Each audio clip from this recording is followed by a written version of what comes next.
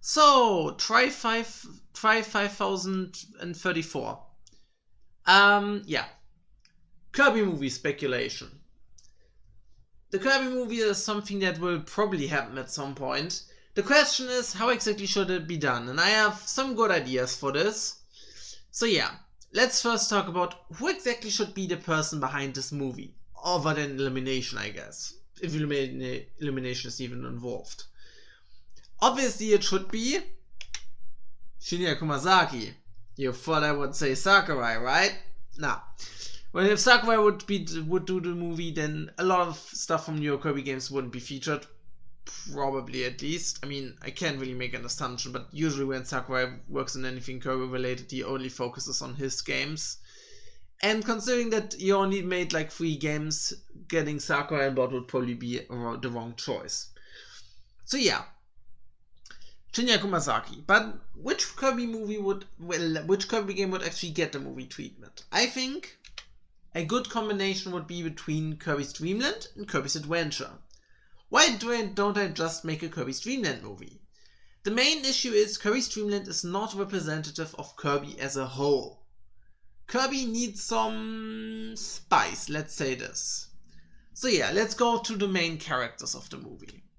I think we should limit ourselves to 2 characters. Kirby and Waddle Dee / Bandana Waddle Dee. Why just these 2?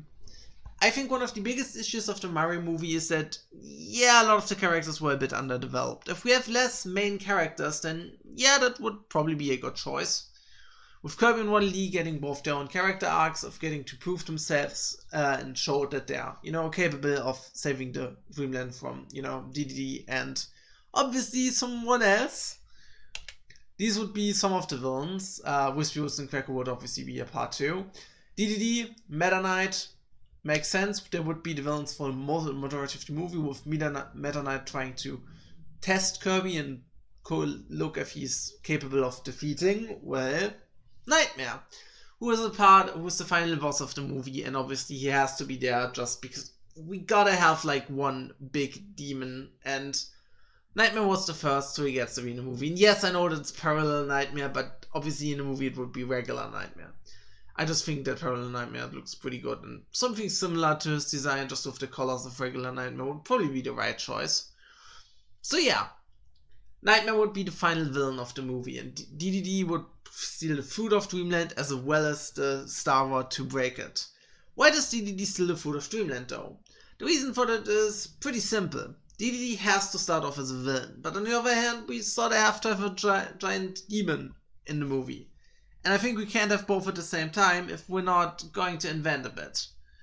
Maybe I'm just completely wrong, but I think that's probably a good choice. We gotta build up to DDD becoming a hero, while also, having a demon in the movie. That just makes sense, right? But what can a good movie be without some possible cameos? I mean, the movie can still be good, obviously, but cameos would be neat. And these would be some of the possible cameos. Specifically, all the characters that make sense to be on Dreamland, like Gooey, Marx, Kuvik and Kain, and Adeline, as well as the Lost Star Cutter, which could appear in the background for just a short period of time, being like a background cameo. Because obviously, characters like Suzy, Taranza, and Margolo wouldn't really make sense in this movie. I mean, Taranza maybe a bit, but I don't know. They would probably be like in movie 6, 7, or 8, so I don't think they should be this early on. Gooey obviously would foreshadow Dark Matter, and all of these characters would foreshadow their own movies, with one specific exception. Marx would heavily be foreshadowing the next movie, which you might know what this is. Yeah, it would be a Kirby Superstar movie. This would be part of the end credit scene, seeing Nova in space. So yeah, that would make sense. Obviously, also some abilities that would be featured in the movies would be Fire, Beam, and Sword. I think that's enough abilities to have a varied moveset for Kirby in the movie, without going overboard and just using every single ability in the book. And obviously there would be multiple fights against Waddleys, Waddle-Doos, Sharp Knights, and just tons of different enemies from Kirby. Chilies maybe, who knows. And the movie would be probably pretty cool. And maybe we would even include something similar to the post-screen descriptions. Ergo, every time a new character appears, we get a little description of the character in the movie, which would be a neat way of incorporating post-screen descriptions. So maybe they could be on the DVD menu. Yeah, that would also be pretty cool.